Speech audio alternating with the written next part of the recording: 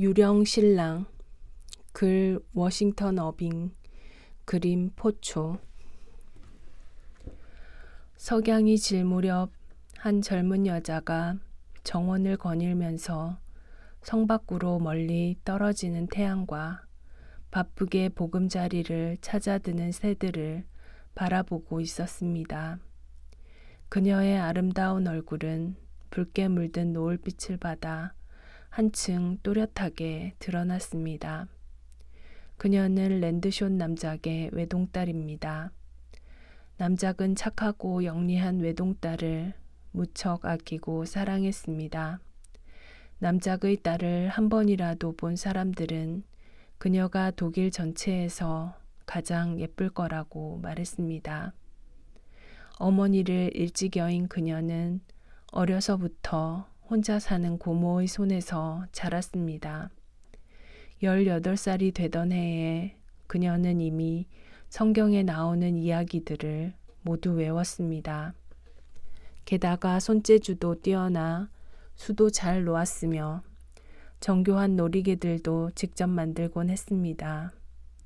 발놀림이 복잡한 춤도 사뿐히 아름답게 추었으며 하프 연주도 뛰어나 성 안에 항상 아름다운 음악이 울려 퍼지게 했습니다.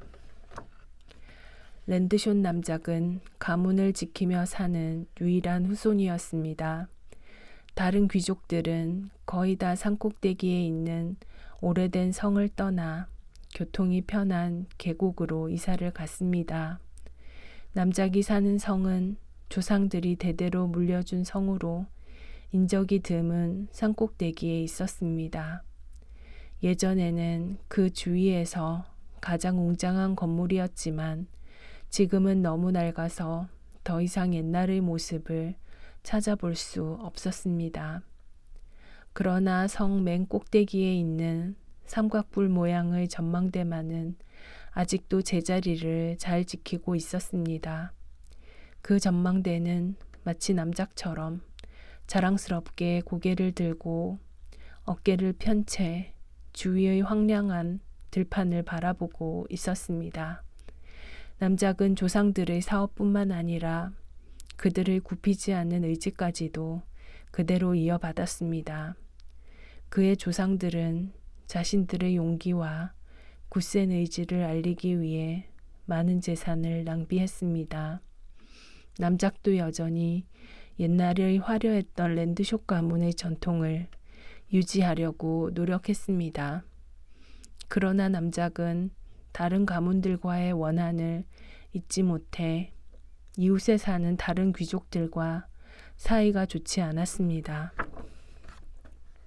남작의 딸에게 고모는 어머니나 마찬가지였습니다. 그래서 두 사람은 항상 그림자처럼 서로 붙어 있었습니다. 남작도 그녀가 자기 딸을 맡아 기르는 것에 대해 매우 만족했습니다. 왜냐하면 세상에서 그녀보다 더 적합한 인물을 찾을 수 없었거든요.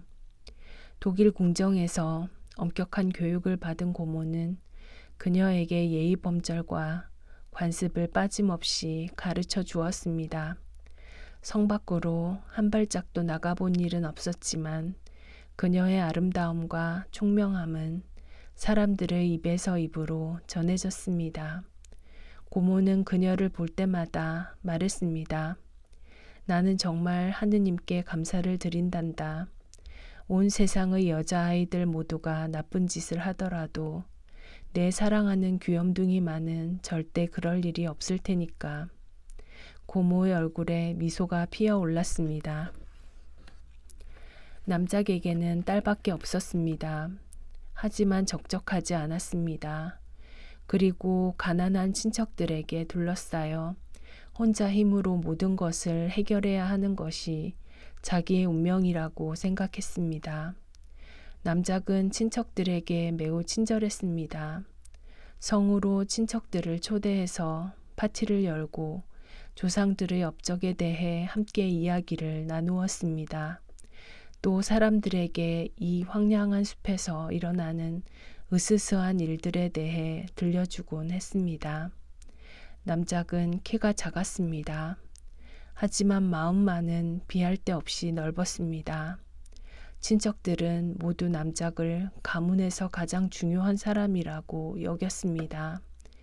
그리고 남작도 스스로를 이 작은 성의 왕이라고 생각했습니다.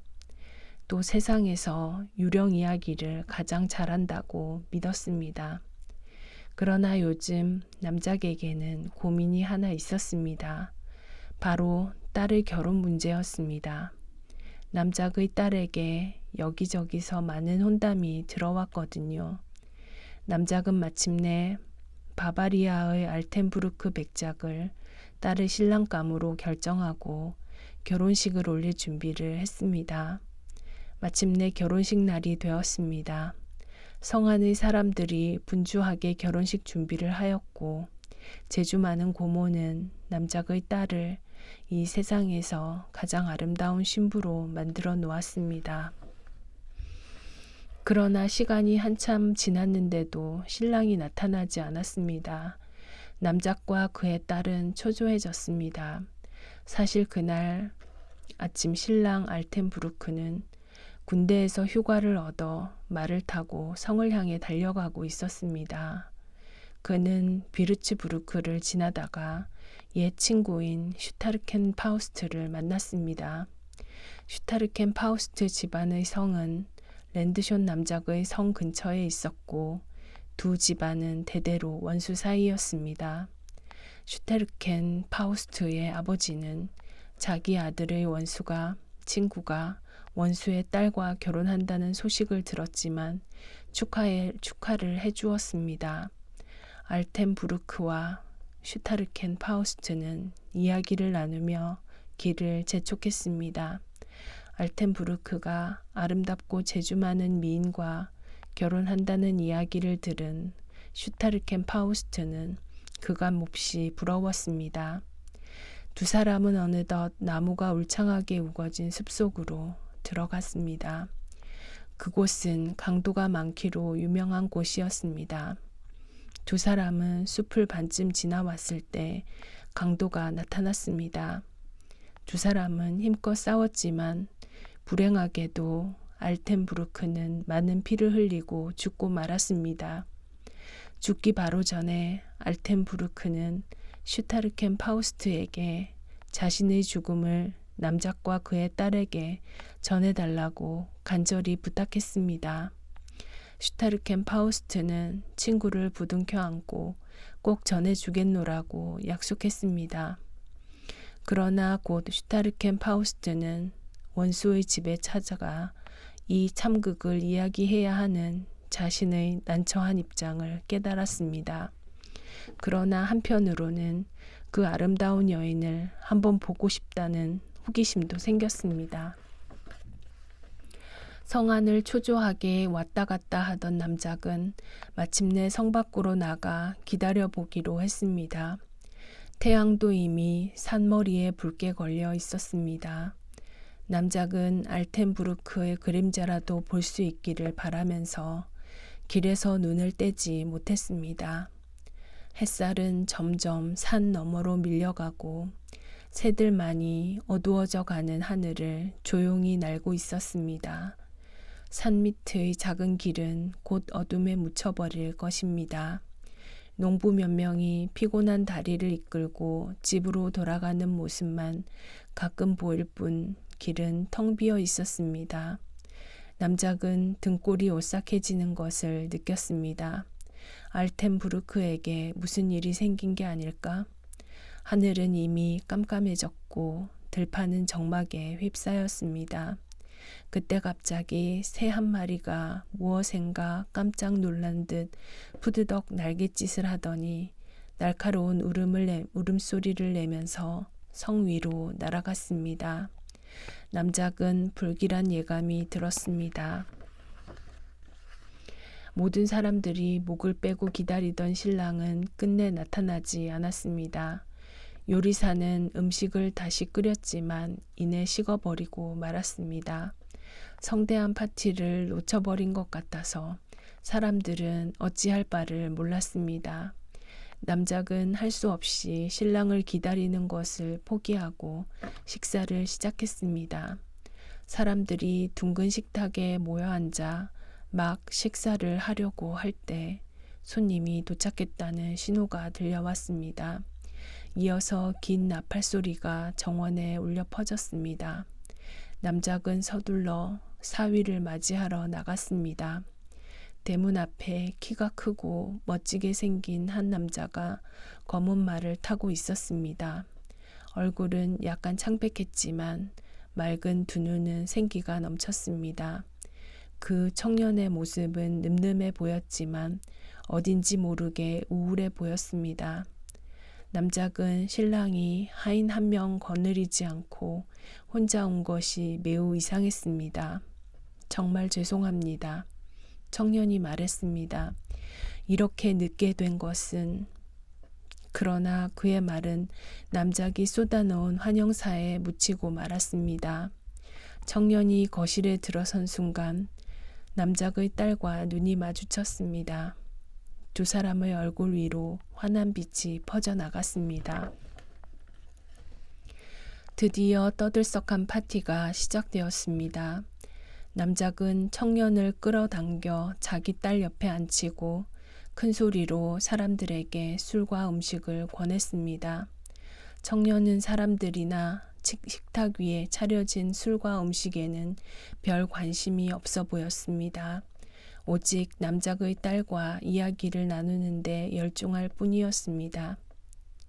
그는 다른 사람에게는 들리지 않는 작은 목소리로 신부에게 속삭였습니다. 그러면 그녀는 때때로 얼굴을 붉히며 조용히 그의 말을 듣고 있었습니다.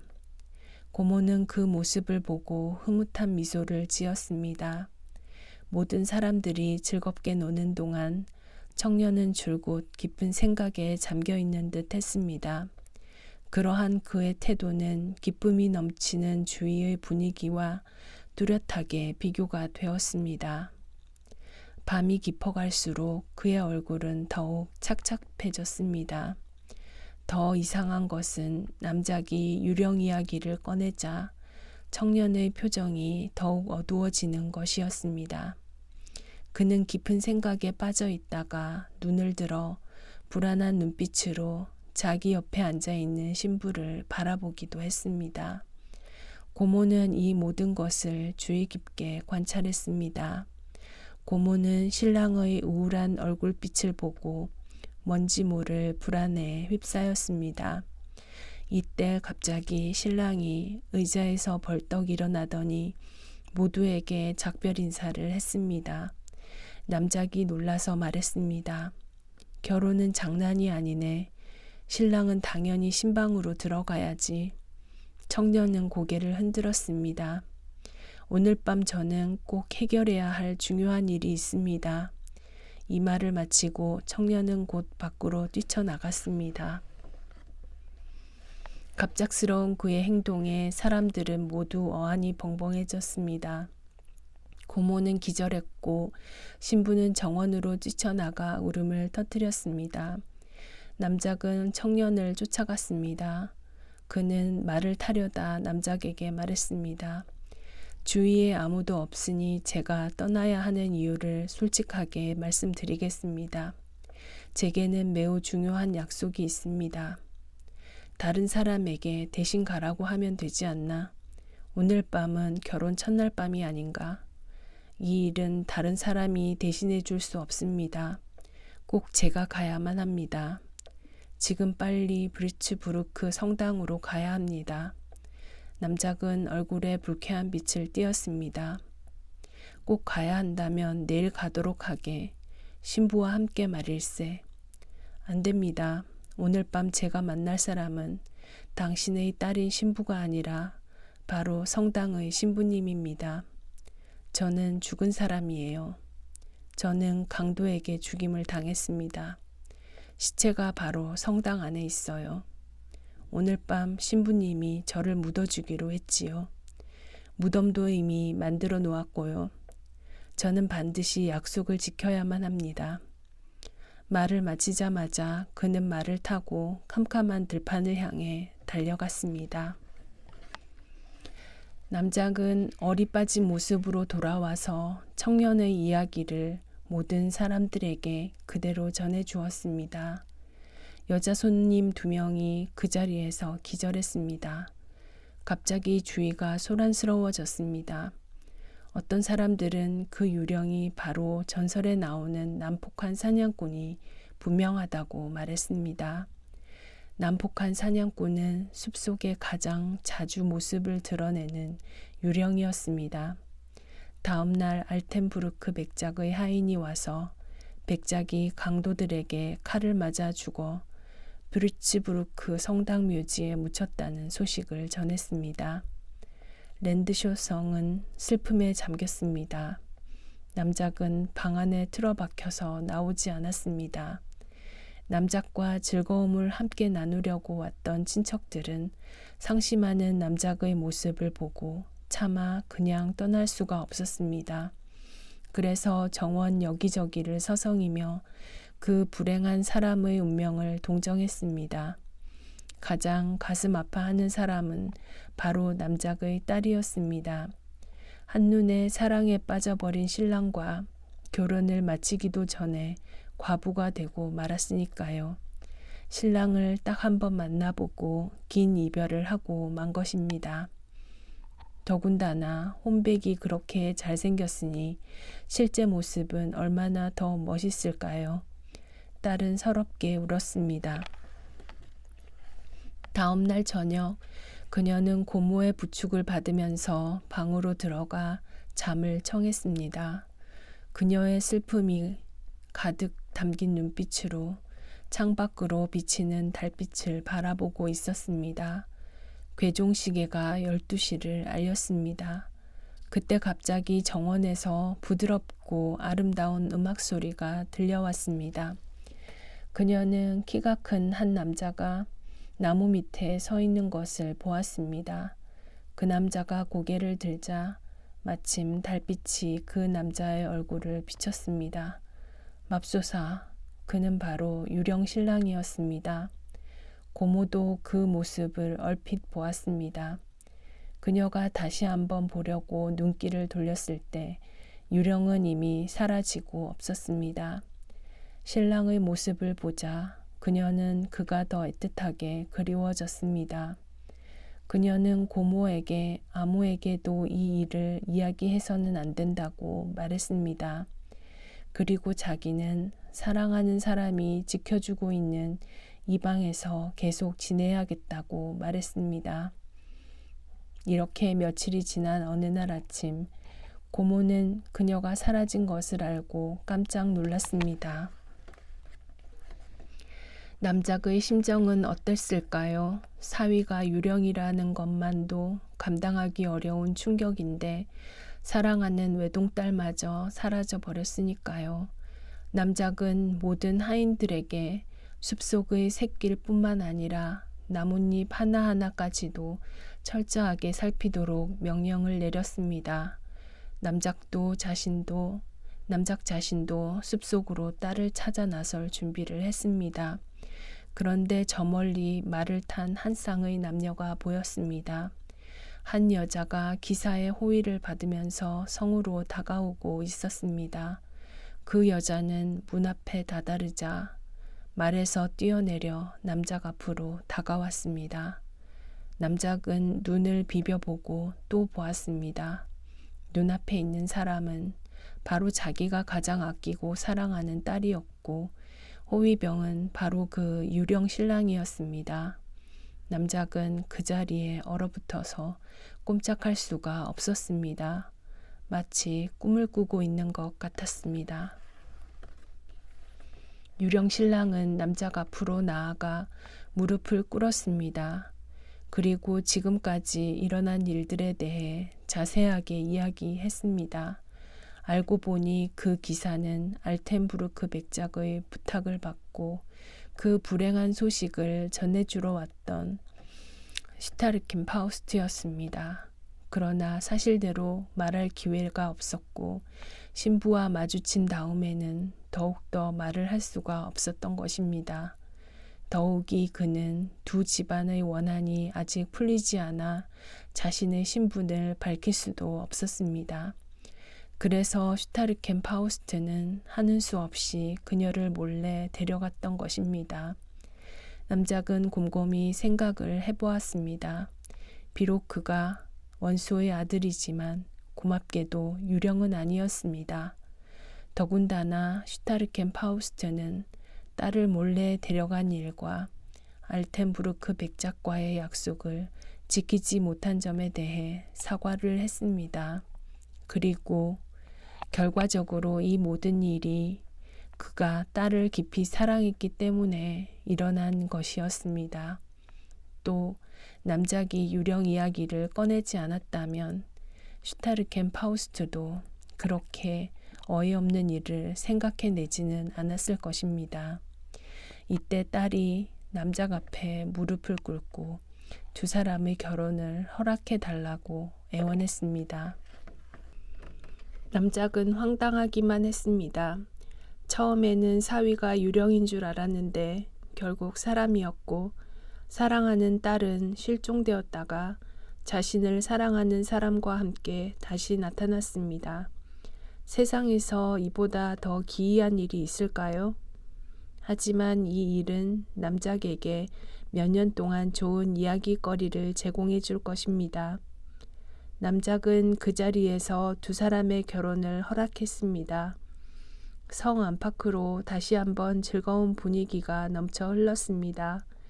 가난한 친척들도 신랑을 매우 좋아했습니다. 왜냐고요?